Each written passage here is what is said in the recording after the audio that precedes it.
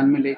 नहीं, माननीय प्रधानमंत्री जी के आगमन से दुनिया भर में पहचान भी मिलेगी और पूरे दुनिया को इस प्रयागराज कुंभ में आने के लिए आमंत्रित भी किया जा रहा है कि हर देश के कोई अगर राष्ट्राध्यक्ष आना चाहें तो उनका भी स्वागत होगा और अगर कोई राष्ट्र के राष्ट्राध्यक्ष नहीं आते हैं, उनके राजदूतगण आते हैं, तो उनका भी स्वागत होगा।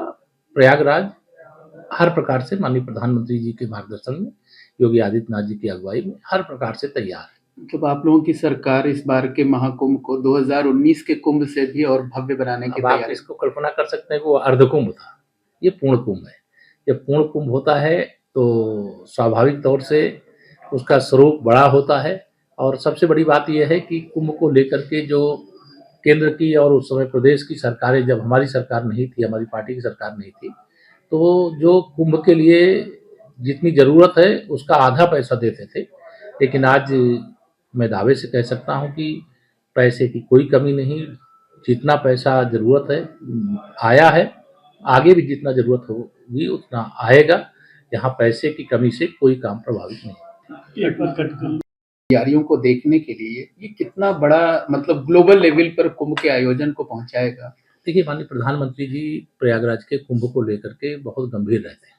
मैं जब 2014 में सांसद बन कर के गया था, तब से वह श्रृंगेरपुर धाम की, निषाद राज्य की, भगवान राम की मित्रता की, जो महर्षि भरद्वाज जी का आश्रम है उसकी, जो वाल्मीकि भगवान का है उसकी, अक्षय वट की, और सभी की चर्चा बहुत विस्तार से किए थे। मैं बहुत सारे पत्र व्यवहार किया हूँ, अभी मेरे पास सांसद के रूप में जो पत्राचार हुआ है वह सब अभी रखा हुआ है।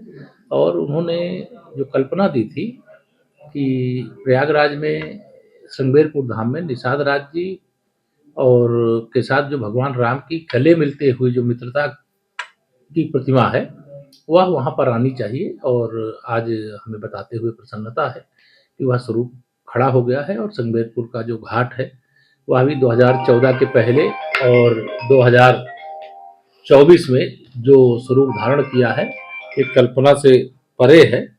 और मैं इसे मानता हूँ कि अगर देश में भारतीय जनता पार्टी की माननीय नरेंद्र मोदी जी की अगुवाई में सरकार नहीं बनती और प्रदेश में मुख्यमंत्री आदरणीय योगी आदित्यनाथ जी के नेतृत्व में भाजपा सत्ता में नहीं आती, तो प्रयागराज में जो 2013 में दुर्दशा हुई थी मेले की, कि श्री अखिलेश यादव जी जैसे लोग मेले को मोहम्मद आजम खां जैसे व्यक्ति के भरोसे छोड़ दिए और दुर्घटनाएं यहाँ पर हुई।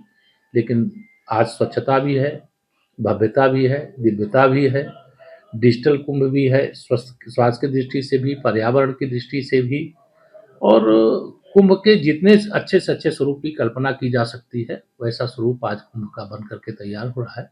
13 तारीख को वह जनता को समर्पित करने के लिए स्वयं माननीय प्रधानमंत्री जी का आगमन गौरव की बात है। और आज प्रयागराज आने के लिए चाहे सड़क मार्ग से आओ, चाहे रेल मार्ग से आओ, चाहे हवाई मार्ग से आओ, सारे रास्ते खुले।